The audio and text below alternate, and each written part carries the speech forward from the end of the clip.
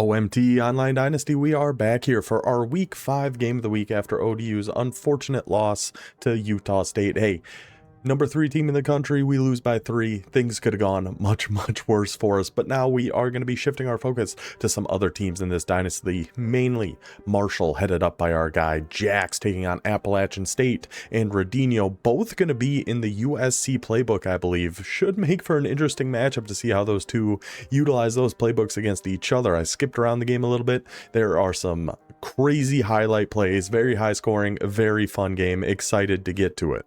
Before we do that, Merry Christmas. I think this is coming out on Christmas Eve, so Merry Christmas to all you guys who celebrate. I do truly appreciate everybody that has come and stopped by here throughout the year as we've started this online dynasty. It has been a ton of fun. I hope you guys have a great holiday season. I'm actually recording this before the first round of the college football playoffs as well, so hopefully our Dukes at least get in there and put up a fight against Oregon. I'm not really expecting them or Tulane to win, but as long as they make for fun, interesting games, we will take that as a huge win.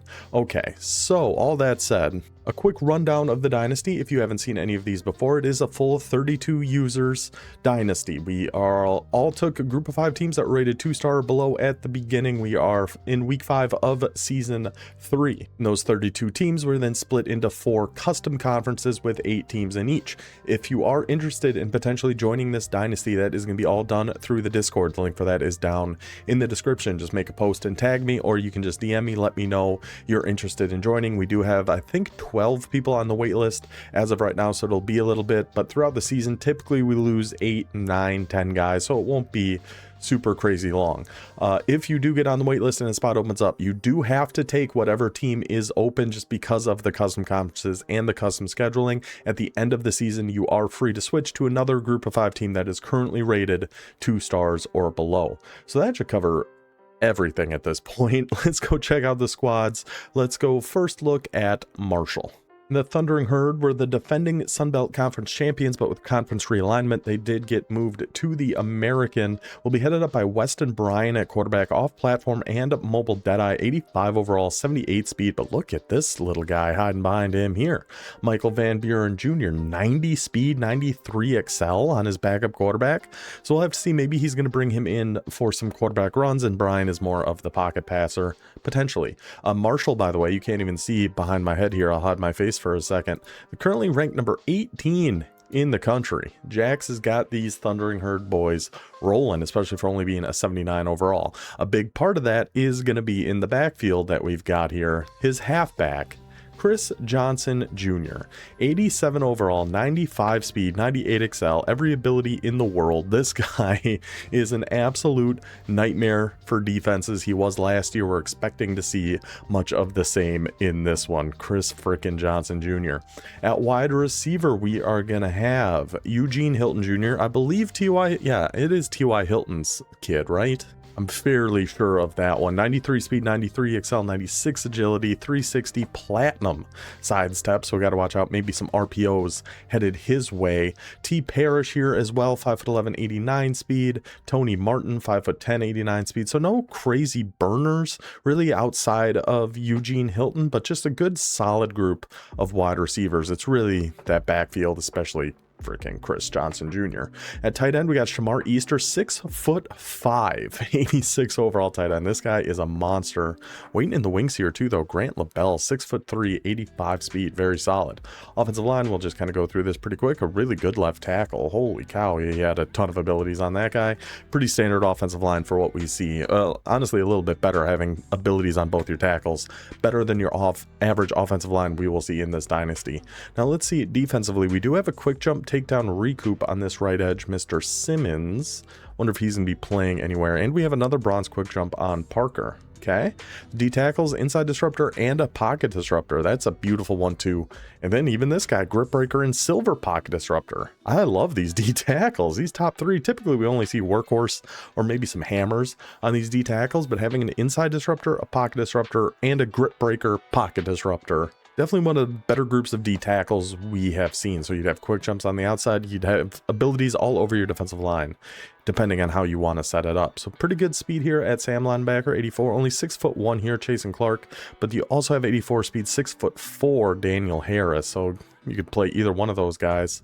I'd play either one of them before any of these Mike linebackers, that is for sure, and solid enough at will. But it's really those two Sam linebackers, a very good defensive line. See a corner, 6'2", 93 speed on Hendershot.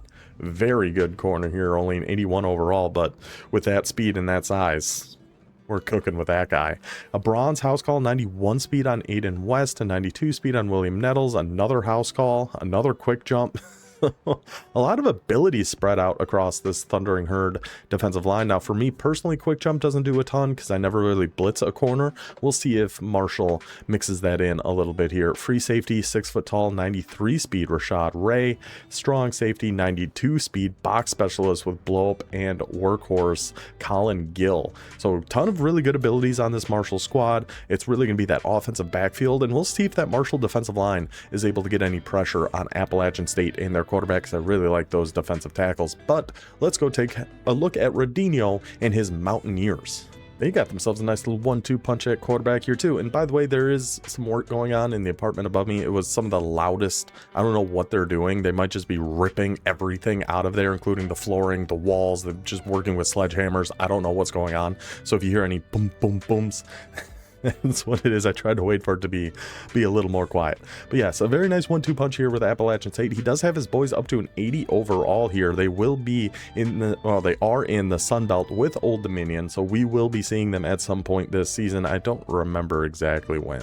I think it's not for a little bit because we have JMU, then FIU, then the 3 option teams.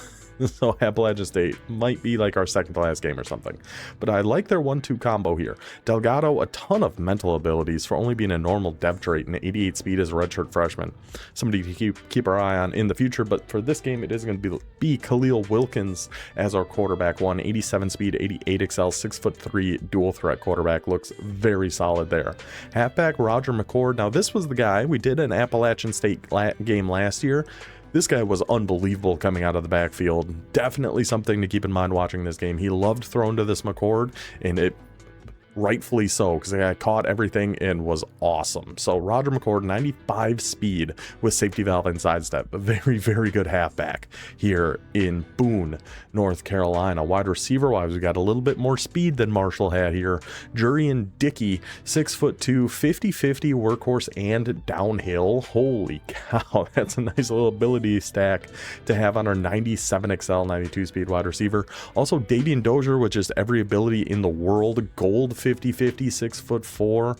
We got a sidestep on Chris Lawson. Wondering maybe we're going to see some jump balls between these top 2 receivers. Both got 50-50. They're 6'2", 6'4". Just chuck it up to them and see what happens. I don't know. We'll see what Appalachian State and Radinho has got planned for his boys. Oh my goodness. I don't know.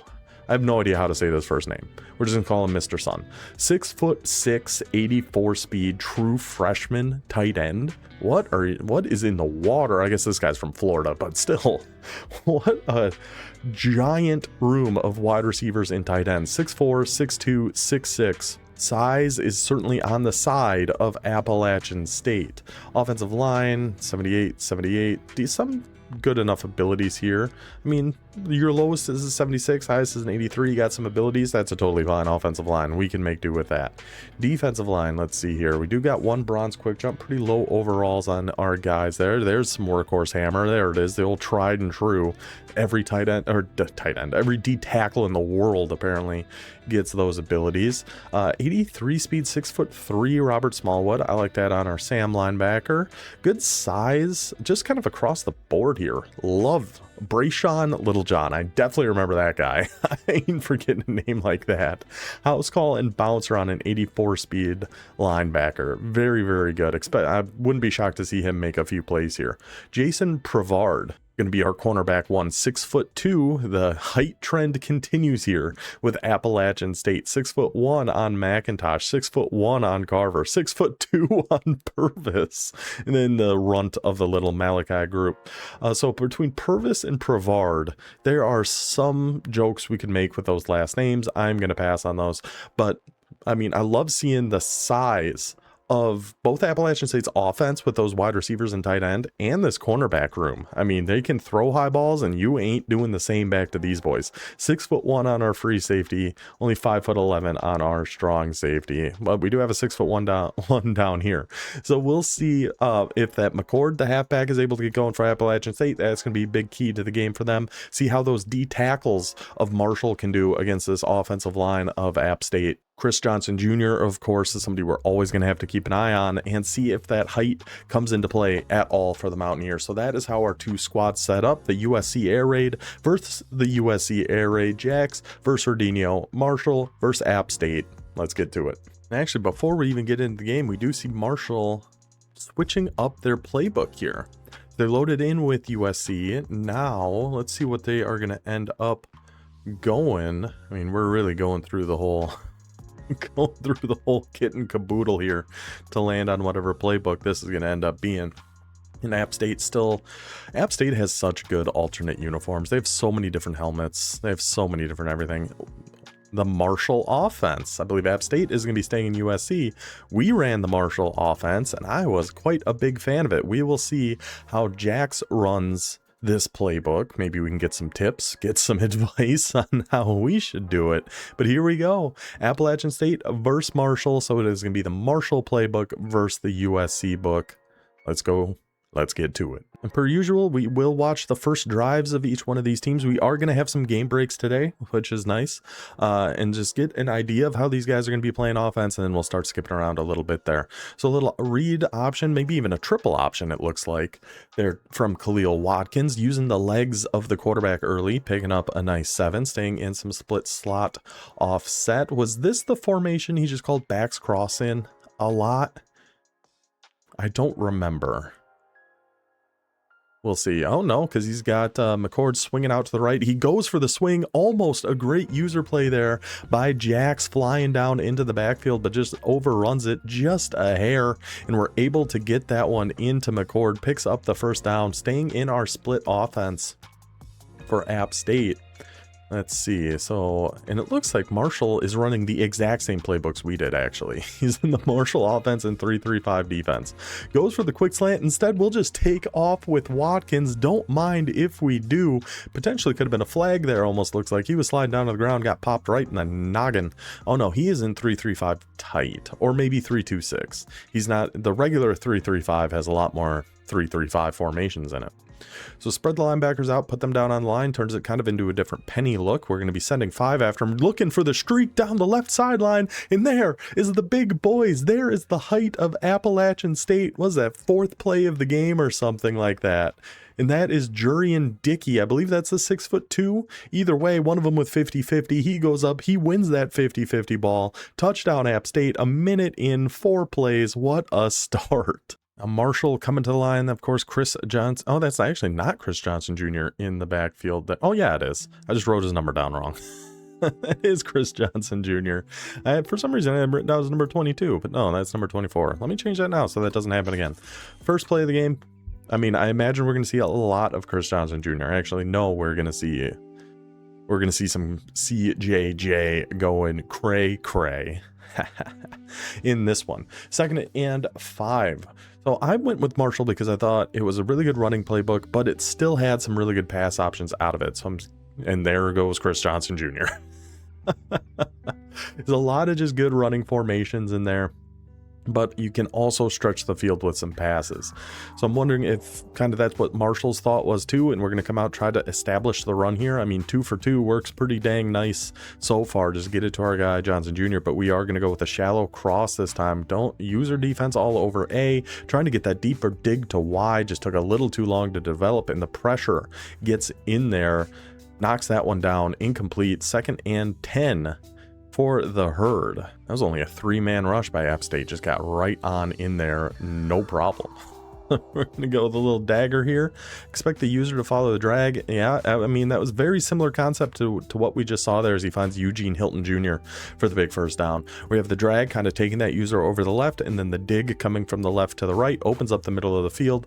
That time, the line holds up enough for us to get that pass off. Now it looks like some gun deuce is going to be the offense from Marshall, just going right back to Chris Johnson Jr. Why the heck wouldn't you get the wiggles? Flanks, just one little cut to the inside, one slight little cut back to the outside, and Marshall answers right back. I think that was a 4-play drive right back from Marshall. 3 runs to Chris Johnson Jr., 1 pass to Eugene Hilton. Oh, there was one incompletion in there as well. But that will take us to our first game break of the days. We are going to head to West Point as Temple battles Army in an American Conference showdown here. Army with the ball first. We just played Army a few weeks ago. We know this high-paced veer and shoot offense can be very, very difficult to defend.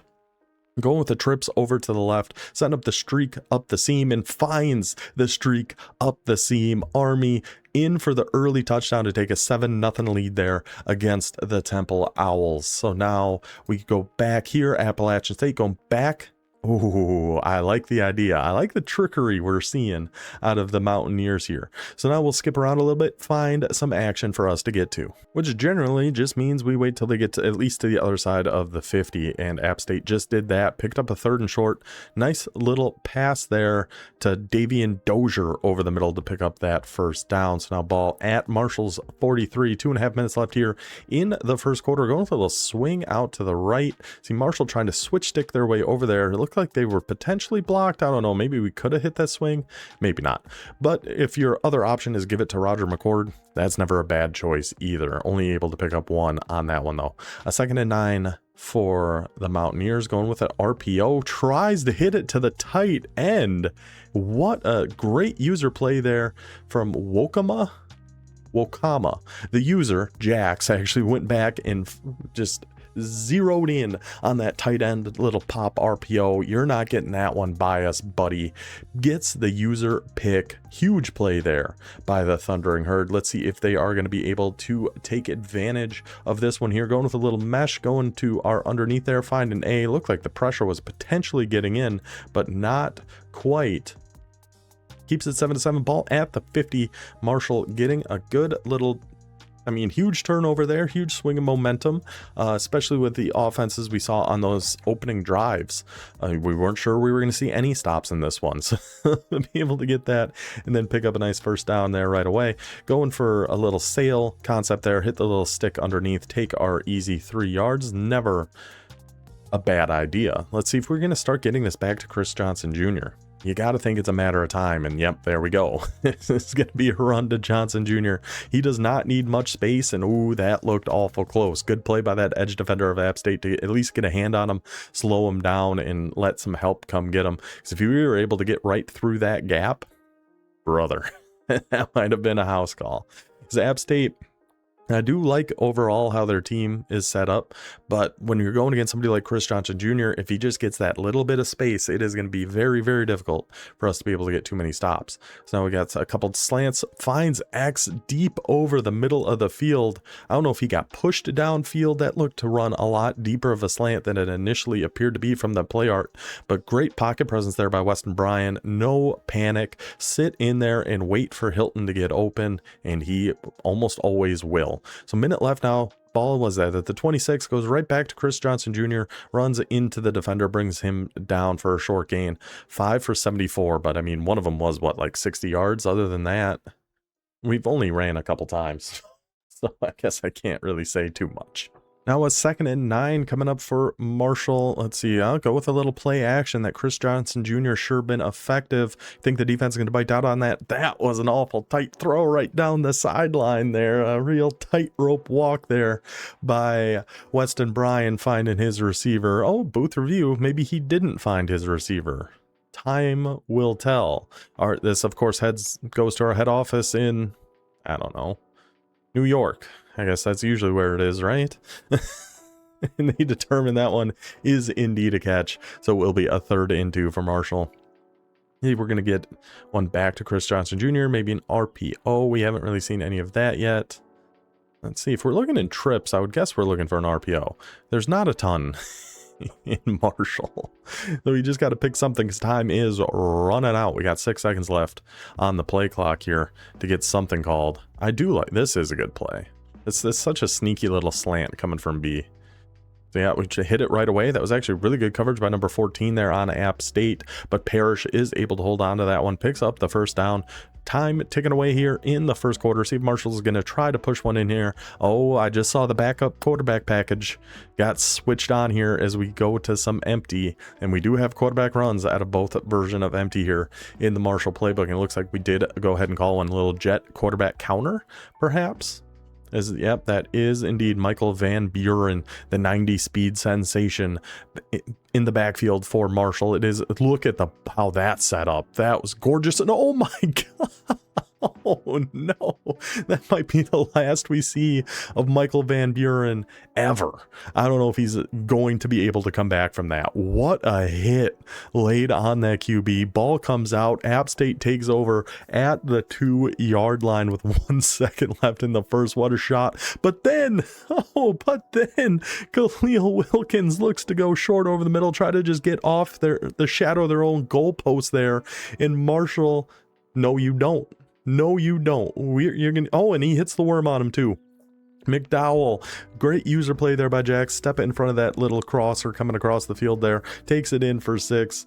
Well, it all evens out in the end, I suppose. Marshall's QB fumbles at the 1, and then the defense takes care of the rest. So that is going to take us to our second game break here between Temple and Army. That game is going a little bit faster. There's 2 minutes and 50 seconds left in the second quarter. Army up 13-0 with the ball, looking to put this one away early against the Temple Owls, looking to make the Army faithful go home happy. But what a play by number 12 on the Temple defense. Looks like he's biting down on that RPO, but stretches up like he's Mr. Fantastic and goes and grabs the interception. I skip around here a little bit to get to the end of this drive because we do want to see how this one finishes up. So they get down to a 1st and goal at the 1 after a quick pass play.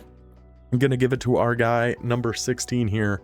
Eventually is going to take this handoff up the middle and punch one in for Temple. What a big swing in that game from Army, looking to go up potentially to 3 scores on one more big drive there. Instead, a Superman-like play from that Temple linebacker brings them back to a 6-point game. Let's jump ahead here and see if App State can answer in kind. And it looks like they are threatening to do just that as this drive just hit Marshall's 33-yard line, still down by 7. McDowell had his eyes on another one, and instead that forces him to go to the deep crosser where Clark is standing there waiting. What perfect timing. It's Christmas Eve. What's a Christmas vacation? Clark Griswold. And then Clark is the one to step up and get that interception from Marshall. Another huge play by that Thundering Herd defense. Second one we've seen from them so far today, and it's all because of that user play from McDowell. Then we go back to Chris Johnson Jr. and look at the moves on that young man. My goodness, because that pick 6 was all McDowell guarding that short underneath, sticking with that, not letting him throw that. Then that's kind of in our head. Next time we see McDowell kind of staying on that little drag underneath, we have to try to push one a little bit further down the field, and still results in an interception. So now Marshall looking to pad their lead here. I mean, seems like it's going to be a big Chris Johnson Jr. drive. Let's find out. Our first 2 plays were just runs to Johnson Jr., already picking up some good yards. Looks like we are going to go with a little play action, try to get the defense to bite down, looking deep, looking for B. Hits as he's thrown. It looks like we had that deep crosser open too, but instead the pressure gets to Weston Bryan. Ball flutters into the hands of Trenton Kinney, and just like that, we saw Marshall fumble. Then the next play, App State throws a pick. Marshall gets the pick 6. App State throws a pick. 2 plays later, the App State defense gets it right back. It's all leveling back out, taking over at the 41. 2 minutes, 17 seconds. Let's see, going back to our split. I mean, we've seen some pretty good things out of the split offense of Appalachian State, so I like staying in that for sure. It also took us to the 2-minute warning, so we're staying in some of the split. Again, looks like that triple option, but man, I really like this Roger McCord, man. You know, the star coming in was probably Chris Johnson Jr. He had all the national hype, all the national attention. He's got the name recognition. He's had good years in this dynasty before. But this Roger McCord character at Appalachian State, is a star in the making. Keep giving that guy the rock. Let him keep developing and go from there. Ooh, that's a sneaky little screen we throw in there. That's Wiz Khalifa Keith or Mia Khalifa Keith, depending on your preference. Taking that screen out to the right and picking up a couple yards. Use McCord as kind of a decoy on that. I like that. So now we're going a little trips off to the right with the tight end. McCord staying in the backfield blocking, and Wilkins, that almost looked like a design QB run, how quick he got out of the pocket there. The mobility of Wilkins with McCord in that backfield, that's why I kind of like this split kind of offense we've seen App State running with some of the triple options, with the running threat and the receiving threat that McCord is. We just have to have eyes on him in that App State backfield at all times. So now we are at the 15-yard line, just about a minute remaining in this one. As we see the bottom ticker there, Tulsa, our guy Wes, takes the lead at home against Alabama. We'll see how that game finishes up here when we do our halftime recap. So 2nd and 7. 14-7. Can App State tie this one up here before half? Looks like we're staying in that 3-3-5, going back to McCord. A good play, but look at the fight of that. Looked like more than 2 yards to me, but look at the fight of McCord. He runs straight into that defensive tackle. Doesn't even matter. He is gonna steamroll his way through that big boy, pick up some extra yards. I guess his knee was down. I don't know. Does look like his knee came down earlier than it initially looked like. He's down right there. Still past the 9 in my opinion. I think App State got a little robbed on that spot from the referees, but that's neither here nor there. That's not up to me. I don't want to get fined by the referee union or something. Good timing to call that just huge blitz. Absolutely nowhere for App State to go on that. See if they are going to settle for their 3 to bring this to a 4-point game, or if they want to get aggressive to try to tie this one up before half against an offense like Marshall's. When you're down at the 12, it's 4th and 8 though. Like if it was 4th and 2 or 4th and 3, man, I think I'd take my 3 here. But the thing too to think about when you're going against Marshall is he's incredible at kick returns. So if you take your 3 there, then Marshall's going to have a kick return opportunity, or try to hit that screen over there to McCord, and again Marshall just sniffed that one out. Didn't have much of a chance there. So Marshall will be taking back over. 39 seconds left here before half, and believe it or not, this part I have seen, and we've got some fireworks coming here before half. So 39 seconds left. Gonna be a run up the gut. Look how far back those safeties are for Appalachian State. Give it to Chris Johnson Jr. Just pinballs his way around that offensive line. It took, I don't even know how many I mean, he hit at least 6 people on that play. A lot of them were his teammates, but still took a lot to bring Chris Johnson Jr. down. So now we're gonna go to an RPO. Gonna go back to Johnson Jr. Man knocked down on his Tookus, and Johnson Jr. finds space, and surprise, surprise, you are not going to catch that man going down the sideline. Touchdown Marshall. Defense gets the huge stop again. This time Chris Johnson Jr. makes him pay. I'm shocked we're not just giving him the ball every second of the day. The guy has been everywhere. So that's going to take us to our last game break between Temple and Army. We have one more game we're going to be looking at in the second half of this one.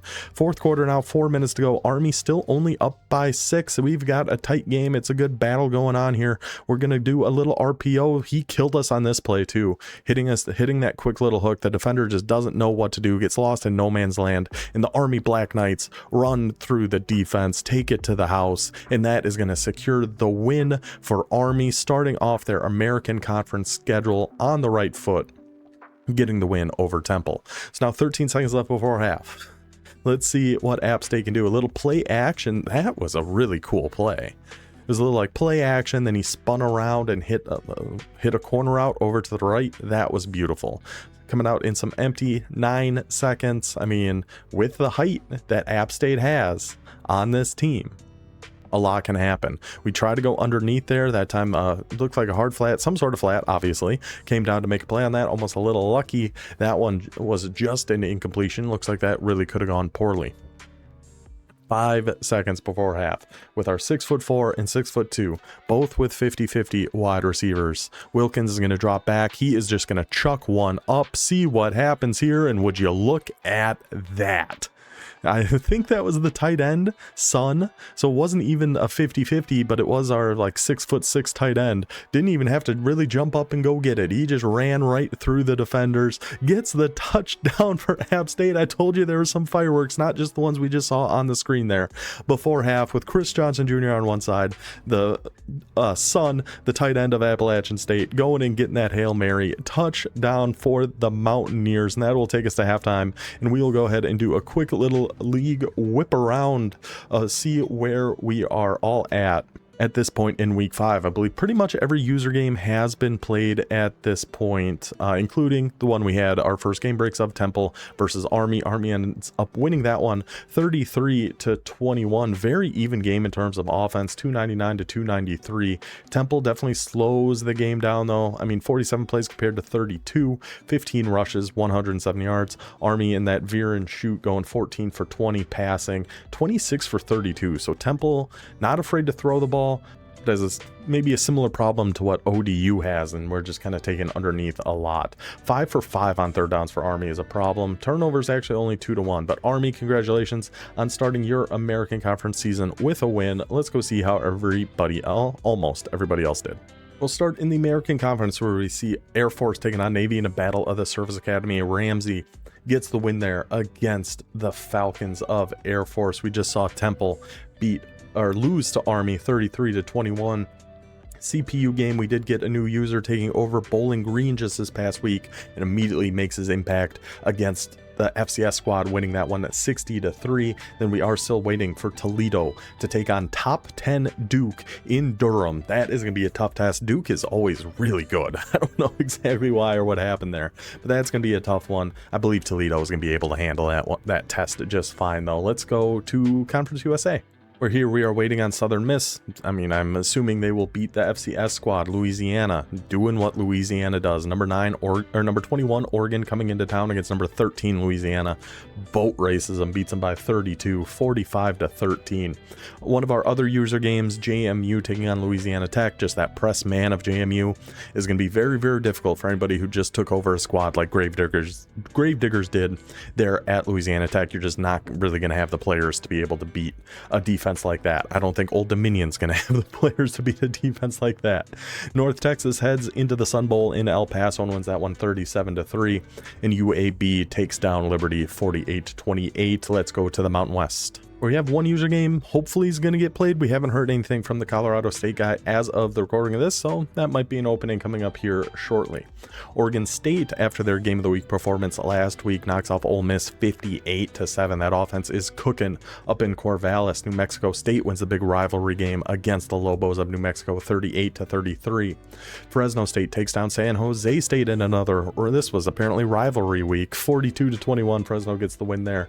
Utah State takes down Old Dominion 31-28, and Tulsa does get the top 10 victory, taking down the number 9 Crimson Tide 35-21. One last conference. Let's see what happened in the Sun Belt, where we have our last user game here with USF and Buffalo. We got that one blocked out because we are going to have some game breaks of that one coming here in the second half. We did see James Madison take down Louisiana Tech. Utah State takes down Old Dominion, and then East Carolina has yet to play their game against SMU. Another just chronically very, very difficult CPU team to take on. So let's get to the second half of this game. We're gonna have game breaks of USF and Buffalo. Let's get to it. Marshall starting with the ball, already got a pretty solid drive going here just a minute into this one, going with a little play action power read. Can we get A on that? Very similar to how they almost threw that interception earlier. It does look like we got the guy deep, but maybe hit as we nope, not even hit as he threw, just kind of did a weird little standing side jump over there and ended up disgustingly underthrown. Almost lucky that didn't end up going to that Mountaineer linebacker. So now a 2nd and 10 at the 39. Go with a little shallow cross here. I mean, I feel like Chris Johnson Jr. has got to be good on these plays. Yeah, he is. He just has to be. He just absolutely has to be. Any of those like ins, outs, going to the flats out of the backfield, he's just going to be unbelievable. I'm so jealous of him. I don't want to say that because I love my guy, Devin Roche, however you want to say it. Roche if you want to be correct. Roche if you want to do it how I've been doing it. So a very condensed defense here. Oh, the hard flat on the outside corner. It was either hard flat or man coverage there. Flies down on that screen, knocks that ball out. So it's right on the red zone, ball at the 20, 2nd and 10. See, this is where I'm really curious to see what he's going to do in the Marshall playbook, because I don't know what to do in the red zone outside of just running the ball. It looks like, I mean, we're trying to figure things, a few things out ourselves here. Did we just put Van Buren back in? There was a substitution that happened there. I didn't exactly see what it was. It is indeed Van Buren. This is the DIY reverse between the quarterback and the slot receiver. Let's see. He does hit the reverse, and it's Chris Johnson Jr. That is a diabolical play. Sir Jax, if you're watching this, listening to this at some point, that is disgusting. Put in your 90 speed quarterback to run a DIY reverse because you put your Chris Johnson Jr. out in the slot. That's a nasty boy. That's a nasty move. And then you just give it right back to Johnson Jr. Finish the drive, in for the touchdown, 2-score lead for Marshall. I just can't get over that DIY reverse. That's so good. Now pressure is really on App State here. We got to get a drive going to keep this one a ball game. Staying in that 3-3-5 defense again, going out to that swing to the right. The user defender bites all the way down on it, and Khalil Wilkins finds a spot up the middle, finds the gap, takes it all the way to the house.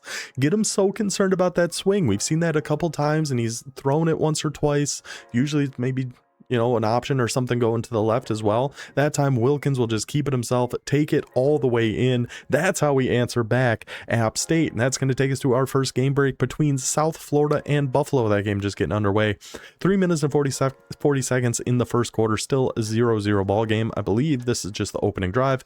USF dropping back to pass, going quick out route to Williams. Burns the man coverage, cuts it inside his own man. Stops that one from becoming a touchdown. So that sets him up at the 1, where they then get stuffed on the next play. Number 27 unable to find any room and punch that one in, but then 2nd and goal at the 2. Give it back to your guy, number 27. Trust the big boys up front. One little cut to the left, find some open space in the track wrapping around Buffalo there. Touchdown USF. Gets that one started at 7-0. Chris Johnson Jr. unable to get anything going there. Good defense from App State. And let's cut ahead to when we are in a little bit more of a scoring position. Now with a 2nd and 10, Marshall looking to extend this back to a 2-score lead here. North Carolina State just ran a fake field goal in the Gasparilla Bowl. Did that work? No. He just straight up dropped it. Okay, so 2nd and 10 for Marshall. Going to be sending Hilton down deep. Does look like some press coverage out on the outside. We know App State doesn't have the best speed over there. It is one-on-one, just chucks it up, and Hilton does run by his man, even does a little pirouette as he catches that one, breaks it off to the right. A little late dive tackle there, attempt by number 26, but Hilton burns right through his guy. I was hoping he'd hit a little TY celebration, just like his daddy, but unfortunately he does not. Marshall in for the touchdown. Very quick answer backs. This was just a crazy, explosive game. And guess what? We're back in our split offense, and we got some more big plays a coming. Appalachian State going little fake the run, go to the screen, and our guy Dozier, the bulldozer, whatever you want to call him, takes the screen. Touchdown, Appalachian State. Just bing, bang, boom, bum, pow. How do you keep up with this action? I don't even know. Appalachian State in for the touchdown to make it 35-28. Just an unbelievable game between these two offenses. Gosh, this is a fun one. This Thundering Herd offense is looking to answer right back. Going with a little cross play here. Shamar Easter in the slot on the right with another tight end. It looks like blitz coming. Blitz not getting through there. Good job by that Marshall offensive line holding up enough for Shamar Easter to clear on that crosser route. Beats man coverage. Almost looked like he was just going to stand up right after that and keep on running. But no, he does go down, but it puts Marshall down to the 23-yard line, trying to push this back to a 2-score game. I mean, gosh, the back and forth between these two offenses has really just been insane. It's been insane. It looks like this is an interesting little RPO. We got to keep that with Johnson Jr. See if we can't make a man miss. We cannot. Catches him right in the middle of the spin move, hits him square in the back, brings Johnson Jr. down for a loss of 1. I just noticed I kept these score blockers on. Sorry about that. There you go. They're turned off. Going back to a little dick play. We hit the drag over there to big boy number 89, who puts the moves on. That is Atlee Cowan, the Marshall receiver, or maybe a tight end. I don't know. But either way, able to take the drag, takes it to the house. Touchdown, Marshall right back. 8 plays in less than 2 minutes, and it's back to a 14-point game. Bring us back out to Buffalo, where we see the Bulls trailing the Bulls. I didn't even think about that. This is a Bulls on Bulls matchup. But Buffalo is down 17-0. They need some sort of spark from their offense here. And looks like they potentially have one down in the red zone. A little jet motion over to the left, run back to the right, and look at that alleyway that Buffalo had. What a job on those blocks by the big boys up front of Buffalo. Walks in for the touchdown to make it a 17-7 game and give a little bit more life for the Buffalo Bulls. Looks like App State just went for a double pass, and good time to call a man blitz there for Marshall. Even if he had time, that was not getting open. 2nd and 19. Let's jump ahead just a little bit. We're just a couple plays later. It is a 4th and 4 for the Mountaineers. Almost feel like the game is on the line in this one. 42-28, down by 14. Going with the shallow. Goes to try to get it to his guy. Try to get it to McCord. Life on the line. Who else are we going to call? You got to pull the Rip McCord every once in a while. And unfortunately, Marshall sniffed that one out all over. Taken over. 14-point game. And really, that is about it for this one. Marshall ends up getting the win here. We can go ahead and pause this. Marshall ends up scoring one more touchdown and a field goal. App State punches one more in, but this game does end up 52-34. Look, a combined 1,045 yards of offense between these guys on 101 plays. Each averaged, 11 to 10 yards per play. Both the running attacks were incredibly effective. 27 for 260 for Marshall, 18 for 146 for App State. 10 yards a rush, 8 yards a rush. 12 yards a pass, 11 yards a pass. It's really this third down. This was a big thing. 6 for 7 on Marshall, 1 for 5 for App State, and then following that with 1 for 4 on the 4th downs. A lot of that is exactly what killed Old Dominion too, just not being able to stay on the field on those 4th downs, and then losing the turnover battle only by 1, so not too bad. It's really those 3rd and 4th downs. So congratulations to Jax picking up the early win against Appalachian State. Radinho, heck of a game. That offense is super fun to watch. We will be seeing more of it later on in conference play, if not as another game of the week. So let's just we got 2 more game breaks here between USF and Buffalo. We can just go ahead and highlight those and see how that user game wrapped up, and then that will be it for our week 5. So first off here, Buffalo did score again. We got it back to a 17-14 ball game, but USF threatening to push this back to a 2-score lead. A little pistol formation here, taking it out to the left, cutting it back up the middle, finds the gap, finds the space, and so many Buffalo defenders ended up on the ground there that it ends up with a touchdown for USF to make that one back to a 10-point game. Then one more coming your way here.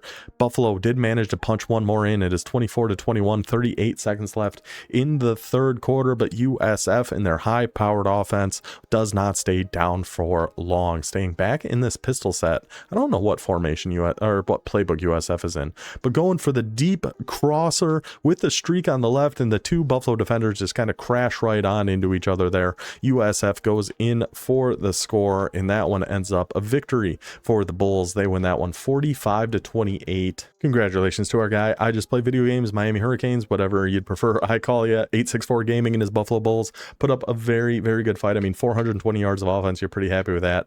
30 rushes for 224 yards. You're thrilled with that. 25 for 30 passing. Let's see. Yeah, just the 2 turnovers. That'll kill you, especially against an offense that's putting up points like that. So that is going to do it for our wrap up here of week 5 and our game of the week. Now, Old Dominion is going to be on bye in week 6, so we will not have a user game coming up, but we will have another game of the week coming out in a couple days. Hope you guys enjoyed this one. I will see you then. Until then, take it easy.